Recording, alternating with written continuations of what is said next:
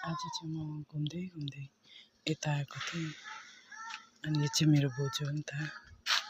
अनि बोजूलाई यहाँ वकमा घुमाउँदै लिएँ यहाँ कुकुर रहेछ कस्तो मजाको कि यहाँ पर्छन् भने लक गर्छ कस्तो घुमेर जानुपर्छ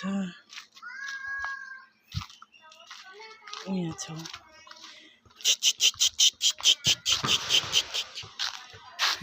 कस्तो खाले छ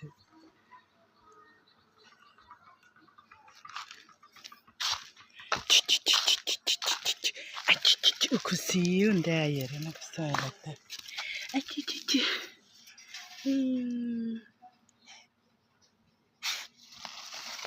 गयो फेरि बोजूको